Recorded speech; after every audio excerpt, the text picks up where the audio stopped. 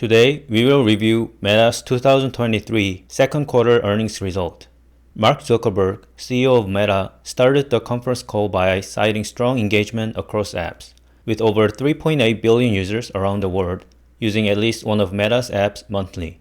Facebook alone has more than 3 billion monthly actives, with daily actives growing worldwide, including in the US.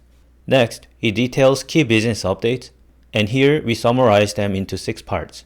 First, regarding the recently launched Threads, the new Twitter, or now X copycat, was the most rapidly downloaded app ever in less than a day. It also showed more people returning daily than expected, pointing to a good initial use response. Now, Meta is focused on retention and improving its basics, and only after this SNS app has grown into a stronger community on a larger scale will Meta start monetization. Zuckerberg underlines Threads as a strong example of his year of efficiency, where the new product was developed by a small team on a tight deadline, rather than pouring down resources to the project with high uncertainty. Second, he went further with the year of efficiency discussion, and he revealed the mission's 2 main goals. First, becoming an even stronger technology company, and improving the company's financial results to invest aggressively in the long-term roadmap.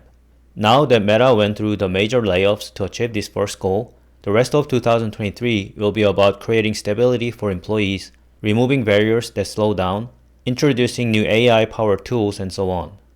Third, moving on to the product roadmap, he defined the 2 technology waves that's impacting the world today as artificial intelligence in the near term and the metaverse over the long term. Meta's investment in AI so far, including billions of dollars in AI infrastructure, are evidently paying off across its ranking and recommendation systems, and are enhancing both engagement and monetization.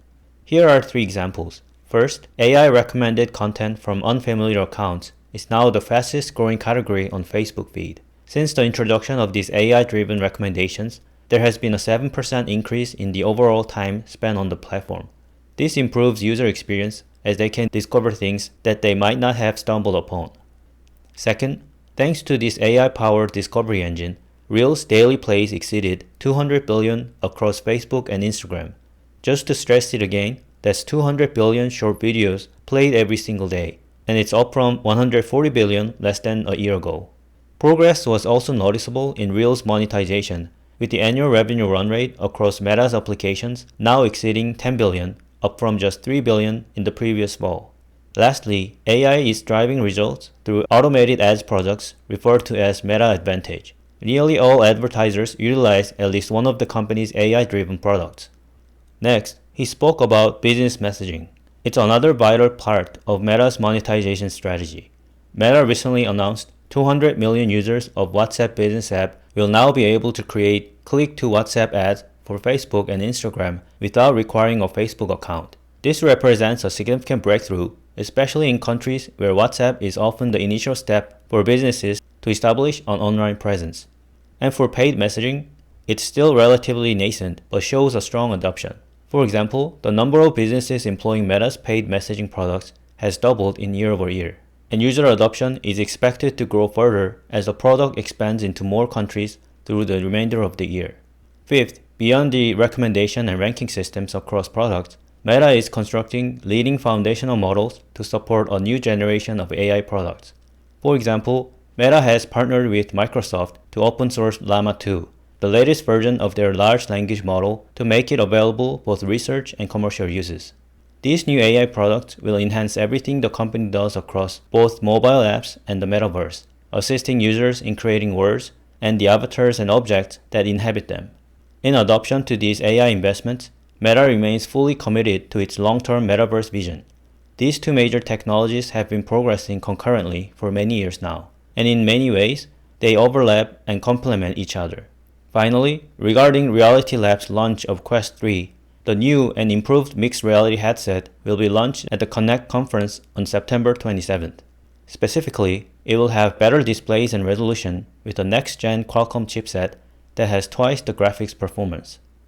It will also have best immersive content library out there, and 40% thinner than Quest 2. Zuckerberg believes that Quest 3 will be the first mainstream accessible device that many millions of people will get to experience mixed reality. Now, let's move on to the financial performance of the company in the second quarter 2023. First, Meta's total net sales were $32 billion, an increase of 12% year-over-year.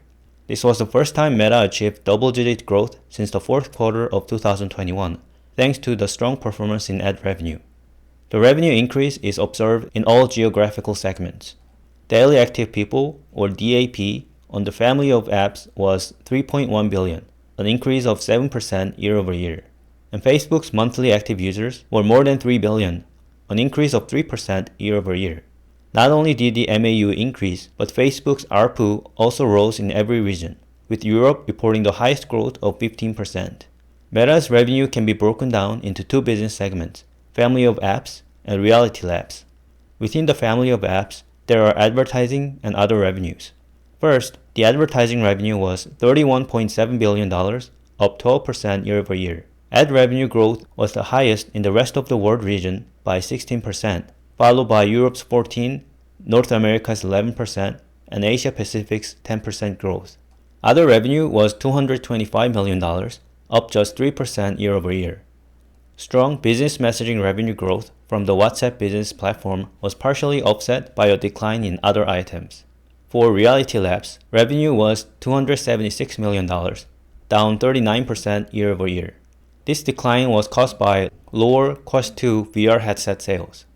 Next, on the operating expenses, the cost of revenue was $5.9 billion, up 15% year-over-year, mainly caused by increased infrastructure costs.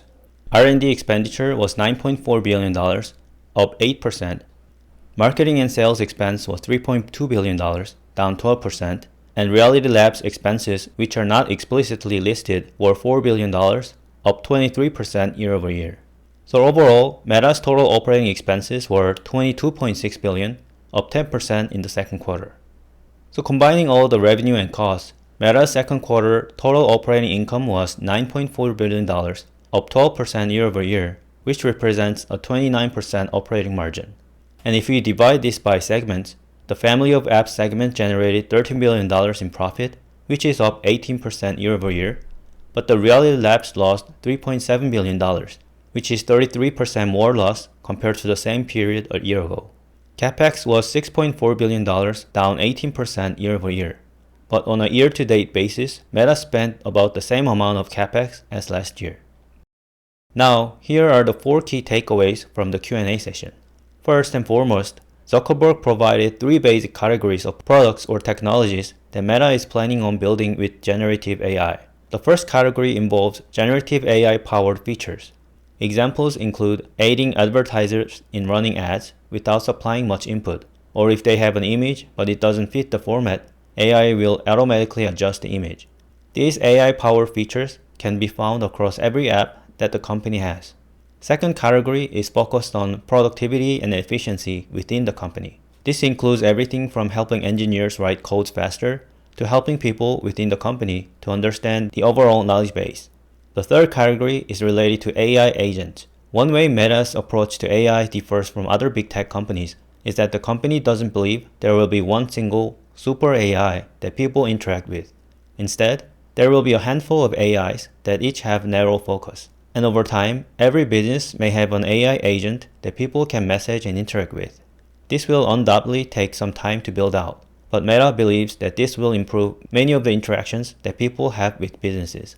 Second, regarding the continuing loss in Reality Labs, the CFO stressed that in the near term, Meta is focused on growing the adoption of the product rather than profit, and the losses will continue into 2024. Zuckerberg also added that the investments in Metaverse is a very long-term bet that's making even long-term shareholders nervous. However, he doubled down on expressing his conviction that the more immersive computing through XR will be the future. Third, regarding a question on Threads, Zuckerberg said it's very early days, but there is a lot of work to be done. But he sees a real possibility that it could be the 5th grade app in the family of apps that Meta already has. So when we are building financial model, we need to start taking consideration of this possibility that Threads becomes another source of revenue. Fourth, as for the future CapEx, the CFO said the main driver is expanding the AI capacity that powers Meta's ranking and recommendation systems to increase overall engagement. But in addition to this, Meta will have to see how the market adoption of more AI models and Metaverse pan out, and then match that demand with appropriate investment in data center capacity. Lastly, here are two interesting articles in this quarter that Meta shareholders should be aware of.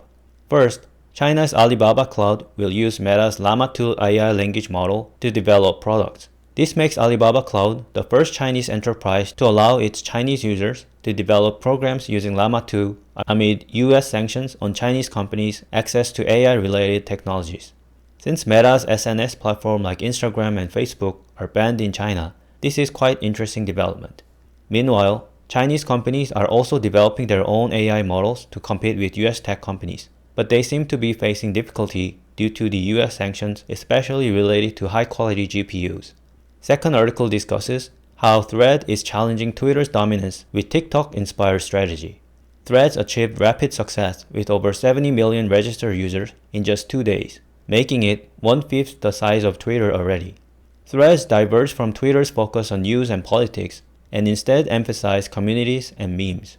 It borrows TikTok's approach to using AI algorithm to personalize users' feed from the moment they become active on the platform. So AI learns each user's preferences based on his or her interaction with the app and tailors the feed with content that aligns with each user's interest. Okay, that's it for today's update on Meta. In following videos, we will reflect company's most recent status on DCF valuation model and see how much Meta stock is worth today. So please hit the like button below and subscribe to the channel. Thanks guys.